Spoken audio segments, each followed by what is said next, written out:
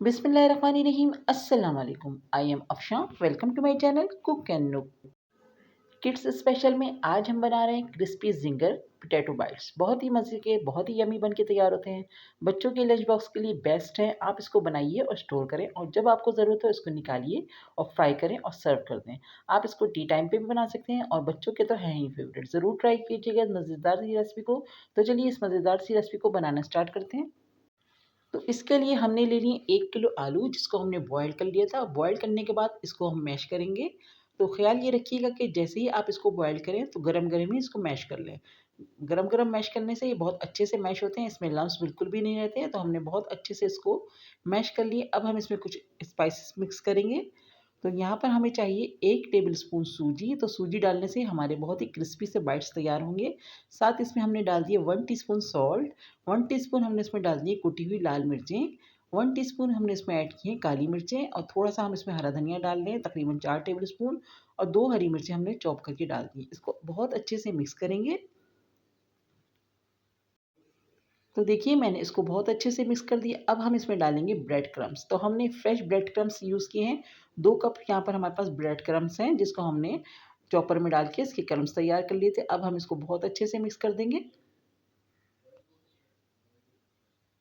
तो देखिए यहाँ पर हमारे ज़बरदस्त से ब्रेड क्रम्स आलू में बहुत अच्छे से मिक्स हो चुके हैं। अब हम इसकी बाइट्स बनाएंगे। तो हम तकरीबन 1 टेबलस्पून लेंगे और इसको हम शेप देंगे। शेप आप अपने हिसाब से कोई सा भी दे सकते हैं, जो आपको पसंद हो। मैं इसको ओवल शेप दे रही हूँ। छोटे साइज़ के हैं, बाइट्स के साइज़ के, तो हम इसको हल्के से प्रेस करके इसका शेप दे रहे हैं। और इसी तरह हम सारे शेप देकर इसको हम साइड में रखते चले जाएंगे। तो मैं आपको उसको बताऊंगी कि इसको हम किस तरह से फ्रीज़ करेंगे, किस तरह से स्टोर करेंगे। तो सबसे पहले हम इसके शेप दे रहे हैं और उसको हम तैयार कर रहे हैं। इसी तरह से हम सारे तैयार कर लेंगे।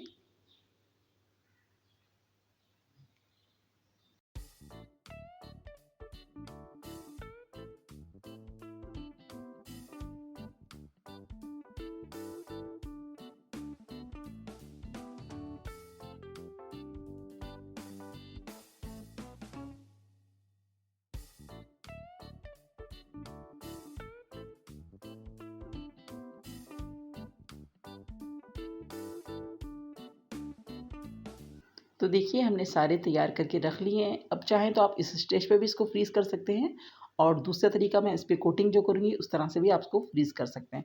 तो अब हम इसकी कोटिंग की तैयारी करते हैं।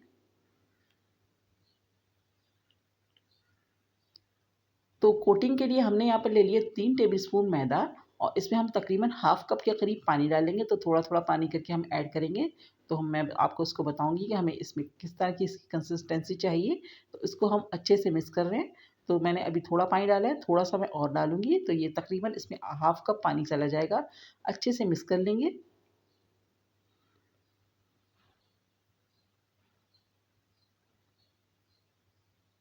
तो देखिए हमारा मैदा अच्छे से मिक्स हो गया है पानी के साथ। तो इस तरह की हमें कंसिस्टेंसी चाहिए थी। अब यहाँ पर हमने ले लिए क्रिस्पी वाले ब्रेड क्रम्स, जो ज़रा थोड़े बड़े साइज़ में होते हैं। बहुत ही ज़बरदस्त से बन के तैयार होंगे इस तरह से।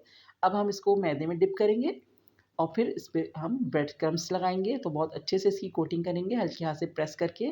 तो बहुत ही मज़े के क्रिस्पी से ज़िंगर बाइट्स तैयार होंगे, पोटैटो ज़िंगर बाइट्स। तो आप इसको बनाइए और स्टोर कीजिए। इसी तरह हम सारे तैयार करेंगे। तो देखिए इस तरह से इसका सारा शेप आएगा। कितना खूबसूरत लग रहे हैं। ये सारे हमने तैयार करके रख लिए।